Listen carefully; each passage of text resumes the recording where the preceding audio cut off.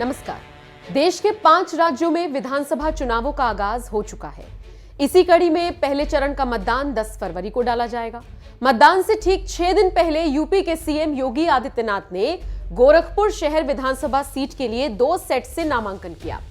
सबसे दिलचस्प बात यह रही कि इस दौरान योगी का साथ देने के लिए गृहमंत्री अमित शाह खुद उनके साथ मौजूद थे। शाह के अलावा धर्मेंद्र प्रधान और प्रदेश अध्यक्ष स्वतंत्र देव सिंह भी मौजूद रहे। आपको जानकर ताज्जुब होगा कि यह पहला ऐसा मौका था जब किसी के नामांकन में ये नेता शामिल हुए हैं। अब तक बीजेपी की तरफ से कई नेता नामांकन भर चुके हैं, लेकिन योगी के साथ खुद अमित शाह का मौजूद होना, इसके कई सियासी मायने हैं जो हम आपको समझाने जा रहे हैं। जाहिर है बीजेपी कुछ भी करती है उसमें कुछ इत्तेफाक नहीं होता, बल्कि सोची समझी रणनीति होती है। योगी के साथ अमित शाह का होना भी इसी रणनीति का हिस्सा है। शक्ति का प्रदर्शन करते हुए अमित शाह ने जनता को संदेश देने की कोशिश की कि पूर्वांचल उनके लिए कितना मायने रखता है। आपको यह भी बताते चले कि साल 2017 के विधानसभा चुनावों में बीजेपी को जो बड़ी जीत मिली थी उसमें पूर्वांचल का अहम योगदान था। शायद पार्टी उसी इतिहास को एक बार फिर से दोहराना चाहती है। योगी के नामांकन में मौजूद अमित शाह ने किला फतेह करने का संदेश दिया। वैसे इससे इतर भी इसके कई सियासी मायने हैं।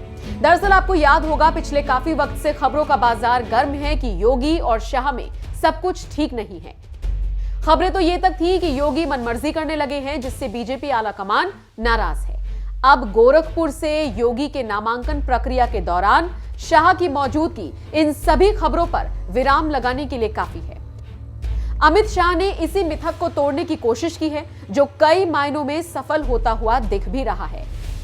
पहली बार विधानसभा चुनाव लड़ने जा रहे योगी आदित्यनाथ अपने बूते कई सीटों को जिताने का दम रखते हैं, इसमें कोई दो राय नहीं। लेकिन अगर उन्हें राजनीति के चाणक्य कहे जाने वाले अमित शाह का साथ मिल जाए तो फिर बीजेपी के लिए यह सोने पर सुहागा वाली बात है।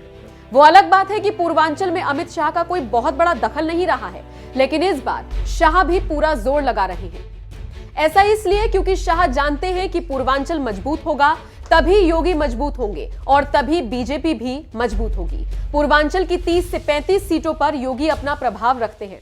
इस असर को बढ़ाने के लिए बीजेपी हर हथकंडा अपना रही है। आपको बताते चले, साल 2017 में बीजेपी को पूर्वांचल के 28 जिलों की 164 विधानसभा सीट में से 115 सीट पर जीत मिली थी। बीते 27 साल में हुए चुनावों को देखें तो पूर्वांचल का मतदाता कभी किसी एक पार्टी के साथ नहीं रहा। 2017 में 27 साल बाद भाजपा को प्रचंड बहुमत तो मिला, लेकिन 10 जिलों में वो फिर भी कमजोर रही थी। शायद यही वजह है कि इस बार के चुनावों के लिए ये मास्टर प्लान तैयार किया गया है। आपको क्या लगता है, पूर्वांचल की जनता इस बार बीजेपी का साथ देगी?